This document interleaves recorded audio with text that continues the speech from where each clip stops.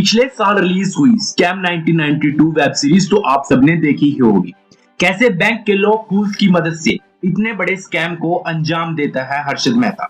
इसके बाद Punjab national bank में 14,400 करोड़ का घोटाला सामने आने के बाद देश में भूचाल सा आ गया था।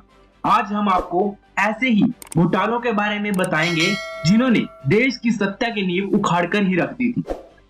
कॉर्पोरेट जगत में अब तक का सबसे बड़ा घोटाला सत्यम घोटाला था। उस समय भारत की सबसे बड़ी IT company Satyam computer service real estate और शेयर मार्केट के जरिए देश को 14,000 करोड़ रुपए का चूना लगाया। कंपनी के चेयरमैन रामालिंगा राजू ने लोगों को काफी समय तक अंधेरे में रखा और उनके सारे शेयर अपने नाम पर कर लिए। वैसे तो आजादी के बाद भारत में इतने घोटाले हुए जिन्हें याद रखना भी काफी मुश्किल है, मगर 2G स्पेक्ट्रम घोटाले ने तो घोटालों का रिकॉर्ड ही तोड़ दिया था। 1.76 लाख करोड़ रुपए के इस सर्वाधिक चर्चित घोटाले ने तो पूरे देश में सनसनी ही फैला दी थी।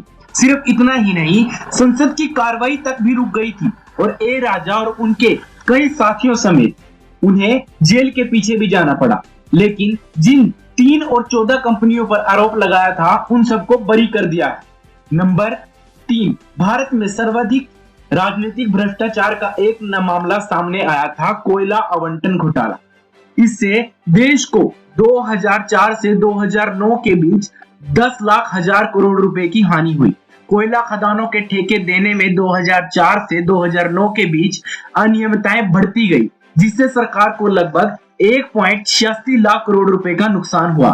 भारत के लोकतांत्रिक काल में पहली बार हुआ था कि किसी मामले में देश के प्रधानमंत्री पर उंगली तक उठाई गई थी। खेलों के नाम पर हुए इस घोटाले में ओलंपिक के काफी लंबे समय से चल रहे आयोजन का इंतजार करने वालों के लिए बोनंजा ऑफर प्रदान किया। खेल के नाम पर पानी की तरह पैसा बहाया गया और 70,000 करोड़ रुपए का घोटाला परिणाम रूप सामने आया। इस घोटाले के सूत्रधार आयोजन समिति के अध्यक्ष कमल सुरेश कमलाड़ी और उनके सहयोगी रहे। नंबर 5, 1996 में बिहार में हुआ उस समय का सबसे बड़ा घोटाला था चारा घोटाला, जिसने देश में सनसनी ही फैला दी थी। क्योंकि ऐसा घोटाला जो 1-2 करोड़ रुपए से शुरू होकर 900 करोड़ रुपए तक जा पहुंचा। इस घपले के सूत्रधार लालू प्रसाद यादव को इसके लिए जेल भी जाना पड़ा था और उनके खिलाफ सीबीआई जांच भी हुई और आज भी वो कई मुकदमों का सामना कर रहे हैं। नंबर 6, पंजाब नेशनल बैंक से 11,000 करोड़ रुपए लेकर गायब होने वाले हीरा कारोबारी नीरव मोदी का नाम तो आप सबने सुना होगा। 2011 में पीएनबी बैंक से मुंबई शाखा में धोखाधड़ी की शुरुआत हुई। इसमें भी नीरव मोदी की बैंक लोन स्कीम्स व कर्मचारियों की सहायता से फ्रॉड करने में सहायक रहे। लेकिन नए कर्मचारियों ने इस गलती को पकड़ा, जिसके बाद यह मामला सीबीआई को सौंप दिया गया और भगोड़े नीरव मोदी को 2019 में लंदन से गिरफ्तार किया गया। नंबर 7 और आखिरी सबसे बड़ा घोटाला, स्टैंप पेपर घोटाला शायद भारत के इतिहास में सबसे अजीब घोटाला था। अब्दुल करीम तेलगी जो फल सब्जियां बेचा करता था, उसने नकली स्टैंप पेपर छापकर करोड़ों का घपला किया। इसने नकली स्टैंप पेपर छापकर बैंक, बीमा और विदेशी कंपनियों को बेचे। इससे घोटाले की वजह से तेलगी ने 12 राज्यों में 20,000 करोड़ रुपए से भी ज्यादा की धोखाधड़ी की।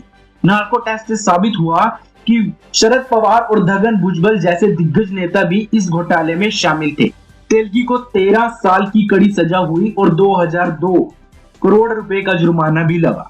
दोस्तों, अगर आपको ये वीडियो पसंद आई हो तो वीडियो को लाइक करें और जिन्होंने हमारा चैनल अभी तक सब्सक्राइब नहीं किया है तो हमारे चैनल को सब्सक्राइब करना ना भूलें।